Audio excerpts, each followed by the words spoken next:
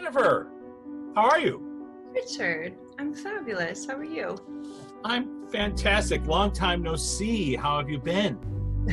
I've been, I was just thinking about, I think there's like solar flares or something because it feels very energetically just a little bit off.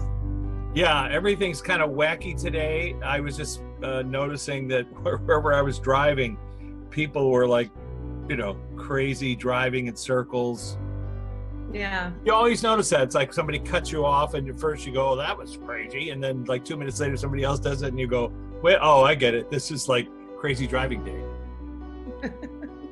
But the past couple of days have been kind of odd. So maybe it's solar flares. Who knows? Lunar. Sorry? Maybe we should ask Luana.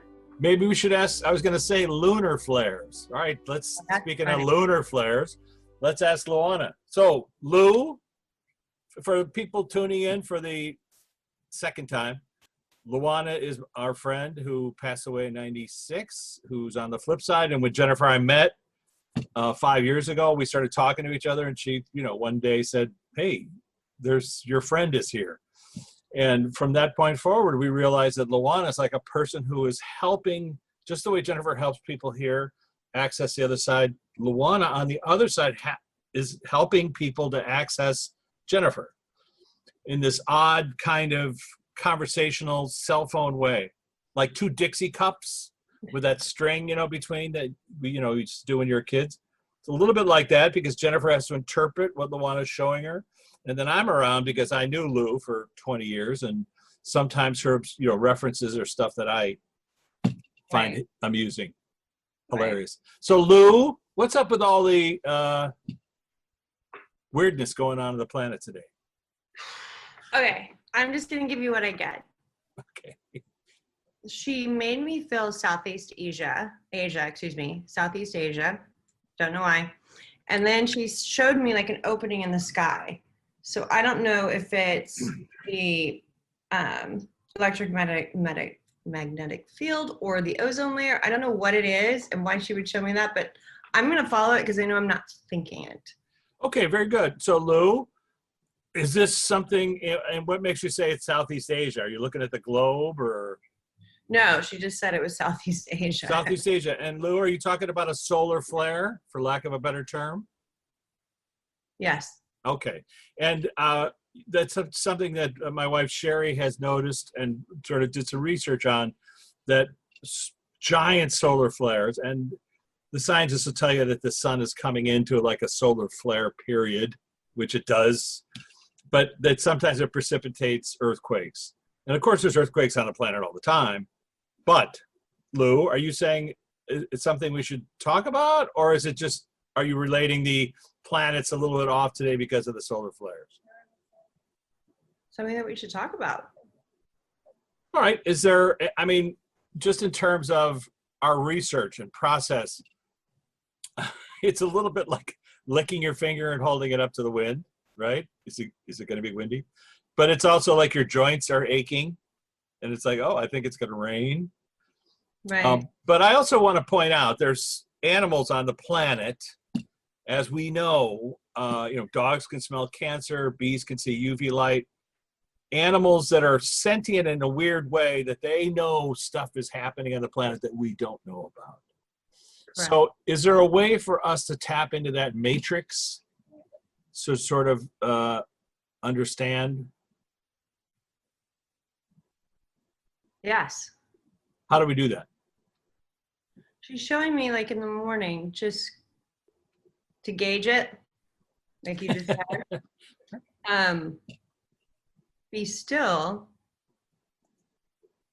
Interesting. So she said, be still and just kind of gauge in it, like feel into the planet. And I said, the people? And then she's like, no, the planet, not the people. So make sure you have that distinction, because if you think of it, everybody's gonna have their own interpretation, of course, regardless of the planet or people. But if you're, just don't have it about the people. Well, it's a differentiation, and it's interesting because instead of meditating, let's say, and med in Latin means measure. So you're measuring your thoughts. So, and let's say you're waking up in the morning, you're measuring, how do I feel? and you might relate it to relatives of yours or people who are knowing you or people, whatever. But she's saying it take a step further and sort of open yourself up to the planet to see or Right. feel the vibration. It was interesting. Yeah. So when I just did it, it felt hot from up here, and not in a like getting outside and getting a sunburn, or it being super hot here because it's really not, or even though we're in June. Happy birthday, Grandma. It's my grandma's 103rd birthday. Oh my She's gosh. in heaven, but I was named after her, June. So happy Oh, birthday. how sweet. All right, I just came in. That was weird. Hold on. Interesting. I'm being shown a lot of different things. So the first thing that I was shown, I was shown the heat. So I'm like, so maybe that's a reference for me for solar flares, feeling the heat from above. And then I was shown to pick a tree, like your favorite tree, any tree, a tree you grew up with, a tree that that's in your backyard, whatever. How is that tree feeling? Is it restless? Is it just, flowing? Like, how does the tree's consciousness feel to you? Okay, well, let's go one step back. She could also be talking about the temperature of the planet, because that's a scientific thing that's happening now, where the planet is heating up. She just showed me the bark coming off of the tree. So is that what you're talking about, Lou? The planet heating up. Okay, and now this is interesting because we've referenced this before in my book, Architecture of the Afterlife. I had a couple of interviews with people who could access a tree. In their mind's eye, they saw a tree on the flip side somewhere in a sacred grove. And I would say, well, can you go up and hug the tree? And if they could, I'd say, well, is there any kind of conscious or sentience? Anyway, I asked a tree, how do we help climate change? And the tree said, plant 1 trillion trees, because that will increase the oxygen levels, which will then bring the temperature of the planet down. Right. Since then, people have corrected me and said, well, it's not only trees, you got to plant, the oceans are a big, huge source of oxygen, et cetera, et cetera. But the basic thing is creating more oxygen for the planet will lower the temperature of the planet. So is that what you want to talk about, Lou? That should be a given in any book, in any circumstance, that's what we need to do, she says. What she wants to talk about is how to gauge the day that's not related to feelings. So not related to feelings about others, not related to feelings about yourself, but gauging, because that was our original question, gauging the planet, right? Right. And to be aware of this in the context of it might be a little bit jumpy, but instead of, and then that's so funny. So instead of going against the current, they actually showed me Nemo. Remember the turtles where they jump into that thing and then just go? That's what they showed me, what we have to do. Just, go with it versus against it. Don't get in your head. Don't get stuck in your head. If you have people that you're not getting along with, send them love or do whatever, but don't let that be a part of you, or don't tag on to what's happening energetically. Tag it to something that's going wrong in your life. That's what she says she wants you to move you away from. Okay. So it's a form of... You're healthy, you're strong, you live in California. She goes... Or whatever. You don't really, or wherever, you really don't have that much to complain about. Which is true. In the grand scheme of things, we have fresh water. She keeps showing me fresh water. We're able to go out. We have the ocean. There's so many things, or hiking in the mountains, whatever that looks like to calm yourself down, or like. I understand. It's almost like saying when you do wake up and you're feeling discombobulated or stressed, and a lot of people do. They wake up and the first thought is like, how am I going to survive this day? But the point is to check your surroundings, check the things off that you can do, the things that you're grateful for being able to do, breathe, walk, drink water, those kinds of things. It's funny because I closed my eyes again to see how it felt, and it just felt a little windy. So to me, that's just how the day is going.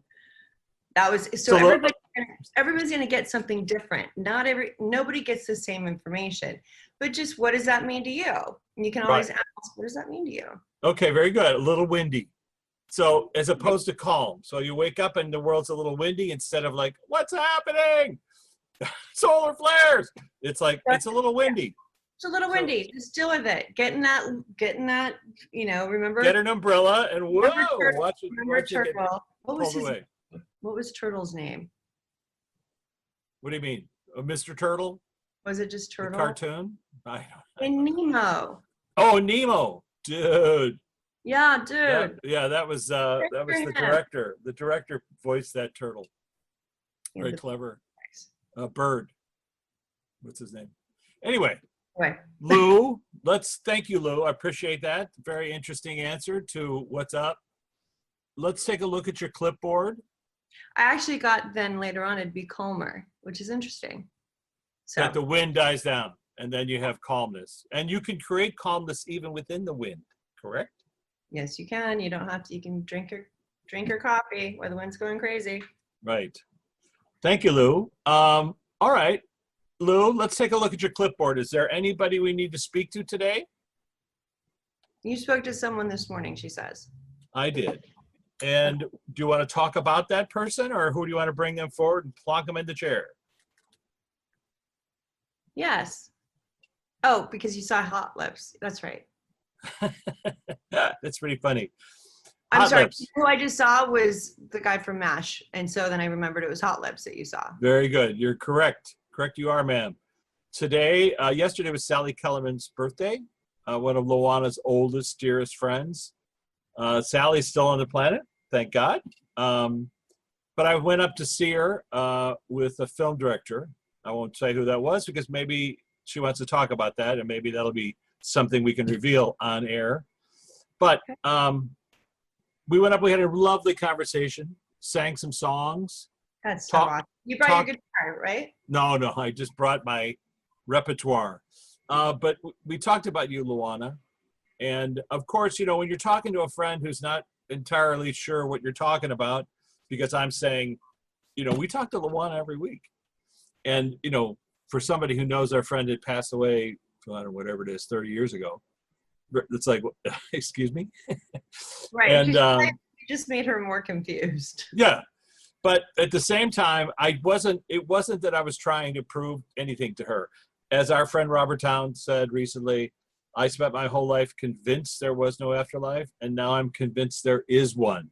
So what's the difference? The difference is you have an experience where it can't be something else. So in this case, I'm not trying to convince Sally, but I did want to say to her that what I hear from Lou, what do you think I said to Sally? I don't know if you were paying attention at that moment. That it's fun up here. I did. I said that it was fun up there. I also said something like, all there is. Now. Nah. Now we got. Listen No. to your Oh, inner Beatle. I'm trying to. All there is love. Okay. Hold on a second. She misses. Is her husband over there? Yes, he is. That's correct. She misses him terribly. I'm Very, betting. very good. He's Does sharp. Jonathan want to stop by and say hello? He's there. Yeah, I didn't know his name. So Jonathan. Okay. Yeah. And Jonathan, any words of wisdom for Sally? Couple names. That's it. Luna Flares is what I wrote down first. Luana Flares. He said thank you. Thank you, Rich. Well, the director and I, It's a big task to always have someone in your thoughts and prayers, and you do with her. well, And you made her feel exactly wherever she needed to be. You didn't make her feel bad. You encouraged it. You entertained whatever she was saying. Even though she repeated herself, I think a couple of times about him, he says. yes, that's And he correct. said that he's worth repeating. It's worth repeating. Very good. And the director and I both had made movies for you, Jonathan. You had produced a number of films. The director, who I don't know his name, did his father pass away? Because I feel like his father's. That's very possible. I think so. I don't know for a fact. And maybe, sorry? So it's the same name as the director. Okay. And Jonathan, do you want to put in Jennifer's mind one of this director's movies or an actor that was in a movie? Well, I just saw Opie. Ron Howard. I Okay. know. No, Ron Mine- wasn't. It's all right. It's all right. It's movie land talk, but Jonathan knows this director because he produced a movie. I think maybe two. Well, is it the same name? No. Oh no. But his name came up a couple weeks ago. Oddly enough. But Okay. I'll give you a hint. The actor who starred in his most famous movie is an actor that Jonathan represented as a manager for many years. And he's a very famous actor. In the movie we're talking about, he sang songs in that movie. I'm sorry. I can't. That's all right. Jonathan, you want to pop our buddy's name into her mind? That was a long time ago. Don't judge it.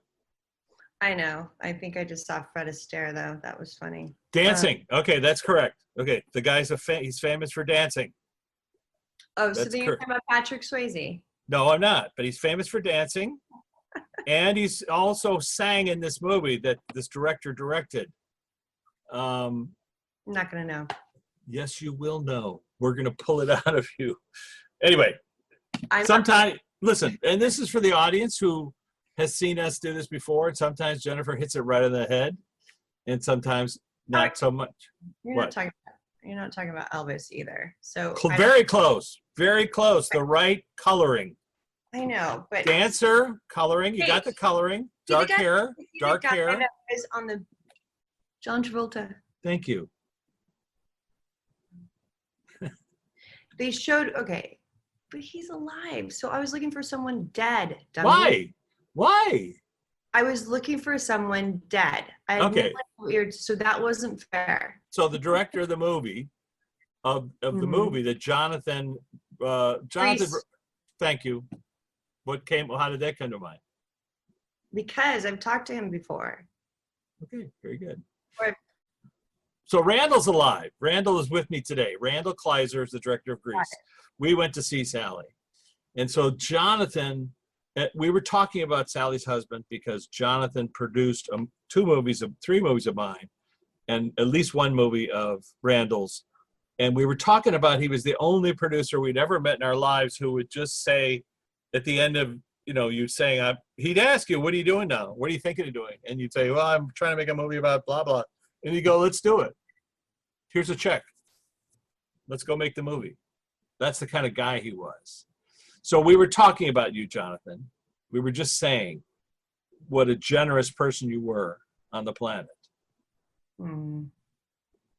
It all came back. It always comes back, he said. It just kept going. Very good. He was so hard because I was trying to find somebody over there. I'm still mad at you, Richard. I'm sorry. I should have said the director I went with directed this actor who's alive. I'm always looking for dead people. No, don't worry about it. It's all right. But anyway, the point is that Jonathan, Sally's husband, was very generous with us. And we were just happy to go and see Sally because that's one of Luana's oldest friends. Yeah. So when you said you were with somebody today that Luana wanted to reference, that's correct. Yeah. What do you want to say to Sal? Lou? You already said it. She said that you were channeling her, actually, or what she would say. Not to have fear. Know that you could talk to the other side. More so not being over there, but knowing that she could talk to the other side. And you gave her, did you give her something like a quart? Like there was something that felt like it was in a, what was it?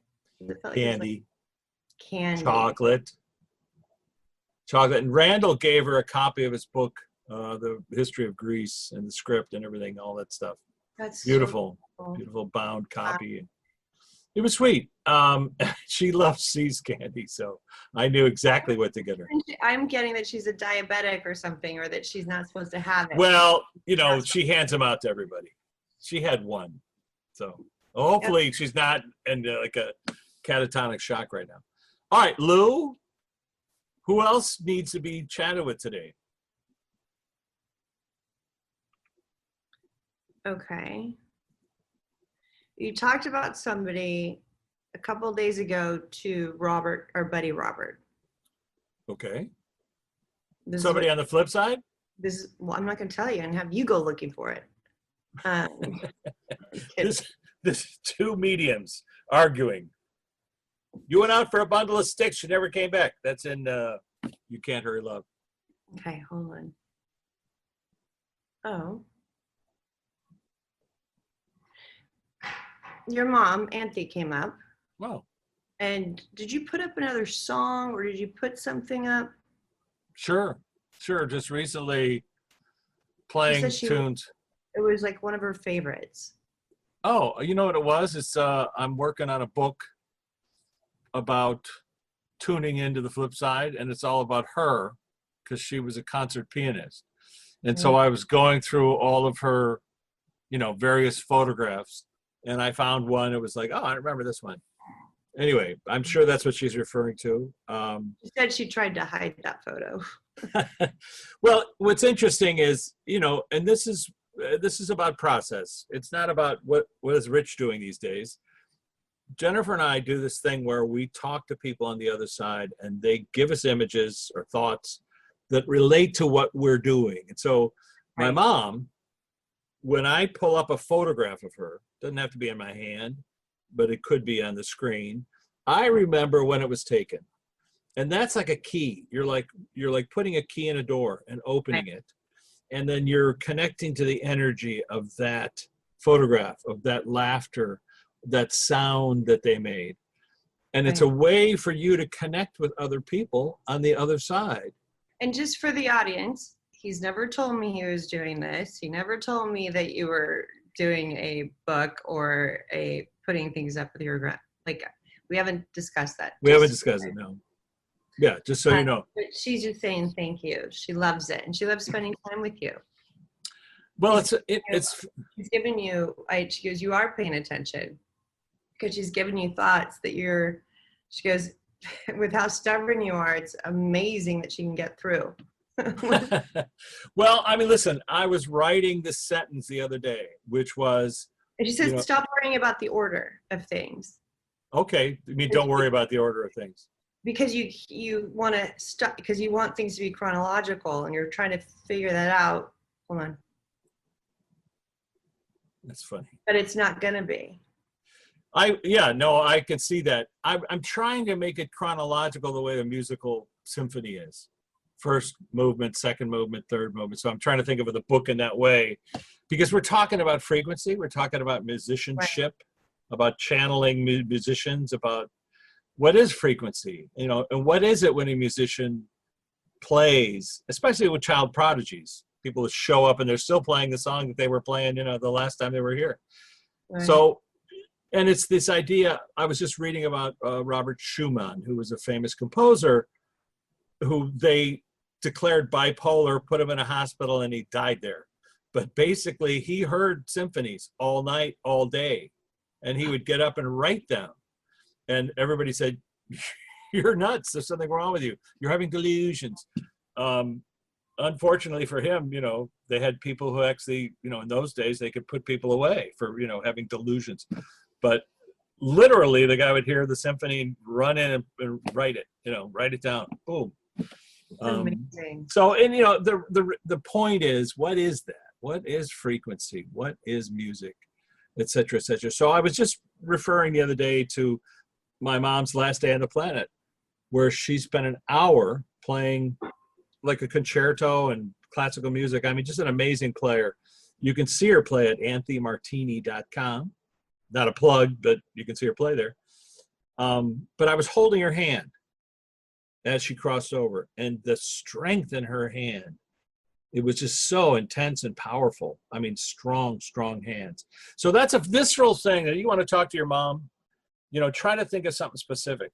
What does her hand feel like?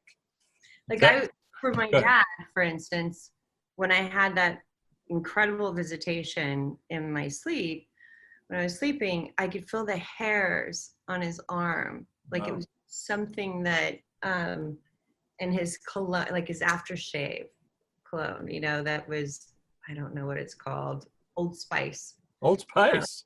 Why not? just the hairs on his arm. So you're thinking of the strength.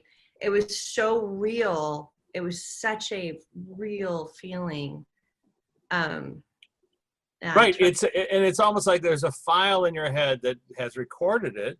It's not something you're trying to bring up or think about, but right. it's there suddenly in front of you. And instead of pushing it aside and saying, "Oh, I had some pizza last night," just fall into it. And in your case, Jennifer's referring to a wonderful dream she had of with her father dancing. And the idea of having a really emotional connection, but then at some point, as people do, they turn the channel slightly because they go, "Oh, wait a minute, you're no longer on the planet. I forgot." And your whole world shifts and everything disappears. The green screen goes away. It does. It was just like I started crying. I'm like, no, I started crying hysterically. Yeah, I've had that. I think we all have, where you're in a dream and you suddenly go, "Oh, in my case, it's weird because of our conversations. I've learned not to judge conversations. So I may come to the point of going, "Oh, wait a second. I'm talking to somebody that's no longer on the planet." And instead of dealing with that, I go, "Okay." And then what were you saying? I try to remember whatever the content was. It's just a fascinating topic. Lou, of course, we have to look at your VIP list. My mom is always welcome. There is no VIP up here. Oh, okay. She says, no hierarchy. Hold on a second. Why is she VIP? Hold on. She's showing me, oh my goodness, Tom.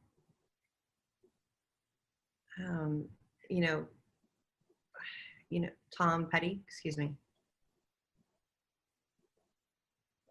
Tom Petty wants to talk to us. Please do, sir. You're always welcome. You're the guy who named our book. That's right. He showed me the car in space, which is kind of funny. Okay. He's showing me the keys of a keyboard. He says each key is a frequency of light. So we might not see it, but it's a frequency of light.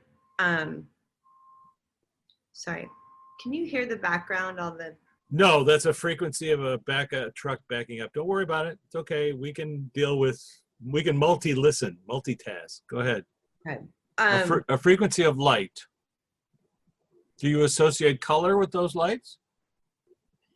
That can also, okay, so he's saying that the frequency, sorry, it just takes a little while when I'm getting information.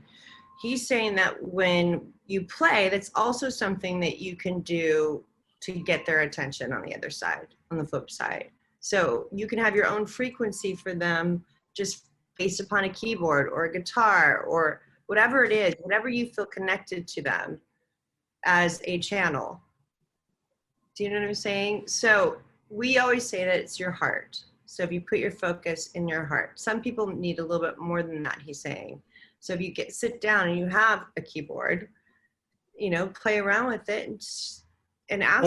Okay, I understand what you're saying, which is also for people out there who are trying to figure out, well, what's a way I can connect with my mom or dad or lover, friend? Find a song that you love together. And when you think of that song, it's interesting because Randall Kleiser just said this to Sally Kellerman. "I'll be seeing you in all the old familiar places." That's the song that he hears when he sees her. And it's a song about the flip side, if people listen to it. But Sally used to sing that in her stage show. She toured the country as a singer as well as being an Oscar-nominated actress for MASH. But that song. So that song, when Randall mentioned it, I clearly got what he was saying, which is that's the frequency of Sally. Her singing that song makes him tune right into her. So if you have a song like that, "Smile, though your heart is breaking," whatever the song is, you tap into that. Tom, is that what you're saying? Yes. And so, but let me ask you, so, we have spoken to people that are close to you who told us unequivocally, like, "I don't think you're talking to Tom," which is fine. But you asked us. You said, I want you to talk to these friends of mine, and we did, or I did, and they said, he's saying that they weren't ready. They weren't ready. Okay, but so let's go a little step further. They also don't believe in this kind That's of right. And I don't want to step on anybody's toes, Tom. I'm talking to you directly. Hold on. He says it'll be years before they do. He goes, what the important part of having you, thank you. It's the reminder that there is that. Even if they don't believe in it, there's a possibility of it. There's a possibility, and it will come if they hear it enough. It will start happening, or it will come into fruition. It will. It's almost like the key gets turned, because it's like I've had this happen with you in a session where I remember we were doing a session with a guy who was just not convinced, and you were accessing, thank you, his son. And then we had another guy that we both knew who came through and said, and he reminded you of a ship's clock or compass that he had given this guy. Right. And this guy was like, no, he didn't. No, I don't know what he's talking about. Man, he'd been doing that. No. And then he went, oh my God. Oh, wait. Yeah, he gave it to my wife. I know what he's talking about. And so, you couldn't know that. I couldn't. Nobody in the room would know that but him. And it was in that moment of recognition, like, oh, okay. So there's no way she could have known this. There's no way, right. I have a lot of clients that are all over the internet. It actually makes it worse for me. But because they think you're looking them up. Yeah, but they know, because they always give information that no one would ever know. No one would ever know. So, but Tom, I didn't mean to interrupt you. I apologize. But let's go back to what you're saying. So. Oh, thanks for having me. Okay. Well, thank you for coming by. Thanks for the title of the book. So people can talk about this, like if they want to hear a song of yours, let's say, that are associated with somebody they love. Do you show up, or is this just something, it's like a frequency that makes them connect to these people? He says I do if there's an opening. He's like, it's my freak. Oh, hold on. That's so funny. So I'm like, you have your own unique frequency. And he goes, that's what you tell everybody. Everyone has their own unique frequency. Well, it's true. You do say that. That is funny. But he's saying that because he has that unique frequency, and he could be in multiple, his spirit, that frequency can be in multiple places at multiple times. He's outside of time. So literally, if somebody's listening to your song in Tuscaloosa or listening to it in Africa, simultaneously, if you wanted or could, or right. They were open to it. He did say that the people that he does know personally will have more of a feeling that I'm there versus more of a connection, more of that feeling. The person that does not. So let's ask that question as a process. How do you generate that feeling? Or is it you generating it, or are they generating, or is it their higher self generating it? It's all of it, he says. So, because when I hear your voice or the way you play the guitar, it's a particular, sound, timbre, tone, tonality. Mm-hmm. And it goes right in. It's like listening to a little bit of Beethoven, or Mozart, whatever, right away. That's who wrote this piece. Mm-hmm. So I hear Tom's timbre, let's say. And so that is unique to you. Right. And so when somebody taps into that frequency of you, how could they ask you to come by? You just have to believe it, he says. That's part of it. He's like, I can't even get the key in the door, or I can't even walk in if they don't. He's like, it keeps us out. All right, so let's pretend they do believe. So, and they put on one of your songs. And I'm able to go through the door, and they put on one of the songs.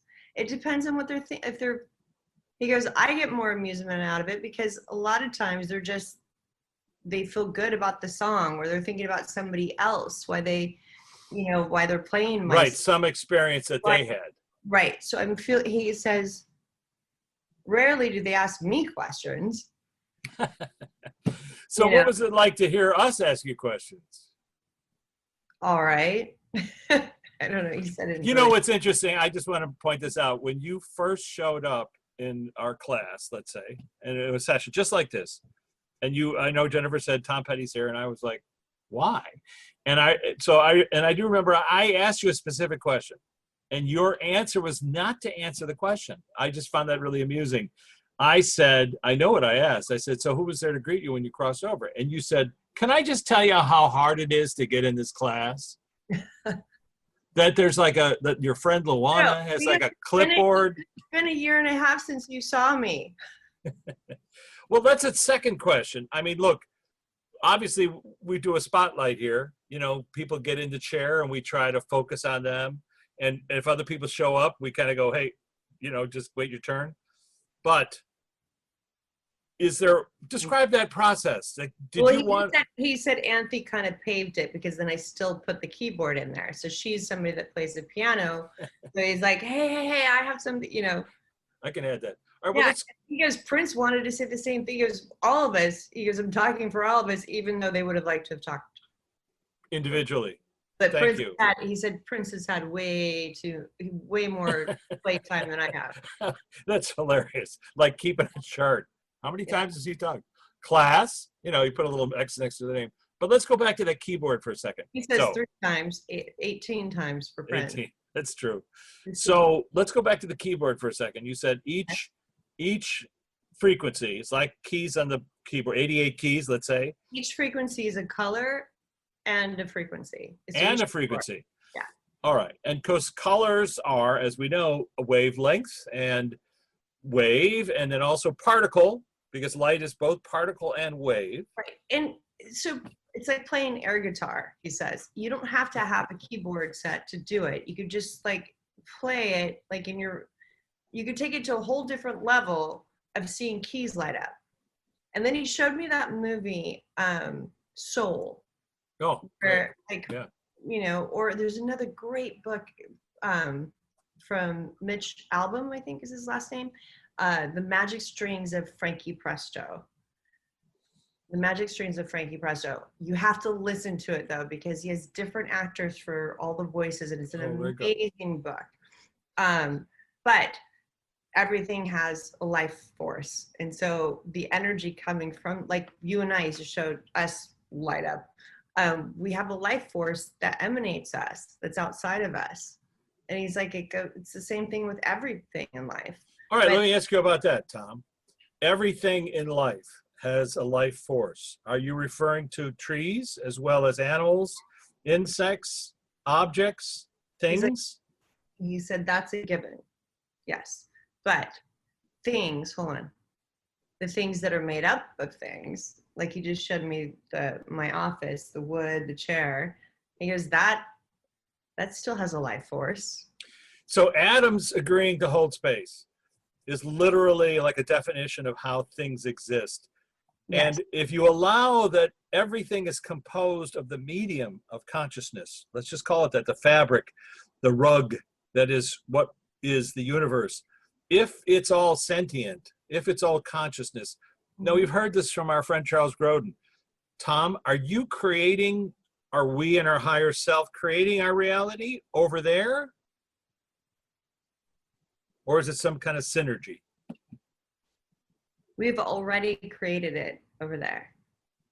We're just drawing upon it here. So whether that's a synergy or we have different outcomes that we can have with everything. Almost like a CGI, like creating a scenario that's going to happen. However, let me ask, people do screw up. They do have free will, so they can screw up what they planned. Is that right? He's laughing. He's like, yeah. He's like, that's why we have many lives. So people, they got a plan. They've created what they're going to do, and then they get into the game and they start screwing up. It's so interesting. Yeah. It's like clams on stage, or a Wilbury, which is a term that George Harrison. Is that things that, if your one life might have been what would be considered a normal life at that point in time, whereas if it was compared to a life now in this time period, it would have been really bad to do what we did, thousands in a previous life, some other lifetime. Right. So it's all relative. It's all relative. And I try to tell people, look, think of it as being in an audience and on stage at the same time. And it works for you, Tom. as a musician. You're both in the audience watching yourself perform. Is that correct? Yeah. It's just now let's just talk about the filters that keep us from accessing all this information. People who have a near-death experience, out-of-body experience, hypnotherapy, they bypass those filters so they can access the audience. How can we do that in our regular world? What's a way for us to bypass those filters that prevent us from? He's like, die. Okay, that's one. Not an option in our world. But meditation, hypnotherapy, what? Every person's different. Some people are more audio, some more visual, some people are more, so that's why we use colors, music, you name it. Everyone has some type of modality that could be their medium. They have to trust that there is another side. They have to stop fighting it. They have to get over their belief structure that hindered a lot of their progressive, like if you grew up in a religion that, you know, that you think, whatever your interpretation is, because the religion might not preach, hey, you can't do this. You just might think you're not supposed to do it. Right. Well, some people say you're not supposed to talk to the dead. My latest thing is to say, well, look, they're alive and they can communicate. It's we're the dead ones because we pretend that they don't exist. Well, I always say, I'm like, let me get this straight. So you spend your whole life so you can go to heaven, right? But you can't talk to it? Hey, nutty. Don't go there. That's very funny. Tom, what's the more accurate term for heaven? Home or heaven? It's love. Very good. Very good. I like that.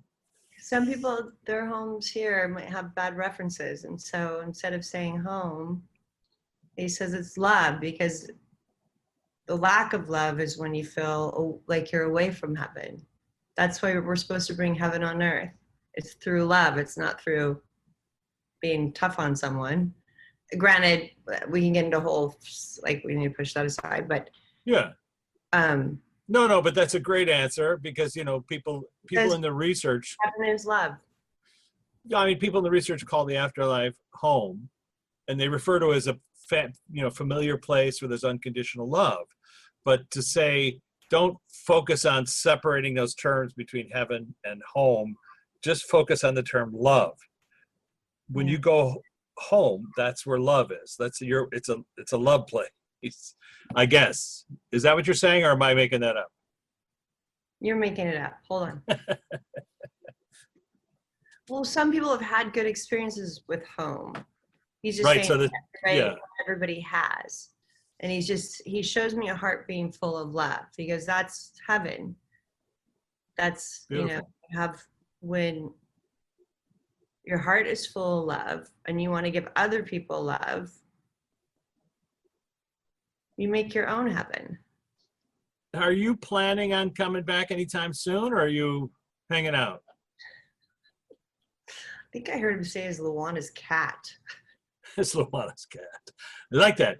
Who are you hanging out with besides Lou in our class? Anybody? My dad.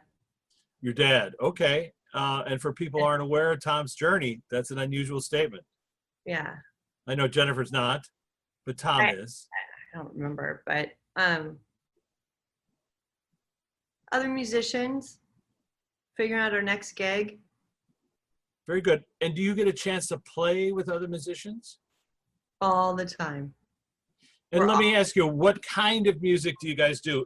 Are they tuned? This is like a silly question, but. You said words can't describe what, it's like a whole different level of what music is. Because there's instruments that haven't even been invented yet. Okay, if you could just talk about that a little bit, like what kind of sounds do they make? And of course, sound is a relative thing because you're feeling it or sensing it. Well, he's also showing me distance. So distance comes into play with the sounds. Interesting. So you can have sounds that are close up. So he showed me like the sound, like, you know how the stars, for instance, by the time the light reflects, by the time we see the light from the stars and how many thousands of miles and trillions of miles the star is away, he's using that as a reference for music. So we don't have that capacity, but they have more of a they can make a containment. They can mathematically create a noise A sound. or a sound. Well, he's like, that's debatable. Depends on the musician. Correct. Just like playing golf, like hitting, having one hole be like another continent In away. Hawaii, yeah. For those who are not familiar with this reference, we've talked to people who were golfers on the flip side, and they've talked about creating courses. And they've talked about how the courses are an amalgam of courses they played, walked on, or they're creating over there. And Right. so, it was Gary Shandling who we asked how many holes does he play, and he said 2. The tees are very far apart. Yeah. And so, Hold on one second. So fascinating. It's like he just showed me like an orchestra on the, like I saw this before, where there's an orchestra that was out on the sea where the wells were, and the music. oh, I've seen that, yeah. There, he's just talking about all sorts of different sounds that they don't like. They can see what it's like. Okay, what if we played this against the ocean, but yet not have all the not have it so dense. They can do it mathematically and make it. And you mentioned color. So can you see music as well as hear it? Absolutely. Wow. We've heard that. Music is like people walking around, he says, but different. It's like energies walking. It's just different. Silly question. We are all musicians. We're all not musicians. We're all music if we all have our own frequency. I'm like, would mine be high pitched? Well, I must say, I was reading Michio Kaku's book, The God Equation, and that book. he's a physicist, and he talks about string theory. And and his point is that God, or the idea of God, is music. That consciousness is music. Is that correct, Tom? Oh, wow. He's like, it's not only music, it's sports. And then he showed me Kobe's hair. Showed me how like anything that has a geometric design or in space and time. In space and time, like flying through the air to dunk a basket. Beautiful. I have to go. You have to go. I know. All right. Well, first, let's thank everybody who's been here. Lou, we thank you for showing up. Jonathan, always good to see you, Jonathan Crane. And Tom, very sweet of you to come by and clarify, as well as elbow everybody out of the way. I love it. Love is heaven. It's something we know, but that was an interesting. It's different when you hear it from the flip side. Love is heaven. Love. Love. Thank you, Jennifer. We'll catch you on the flip side next week. Yep.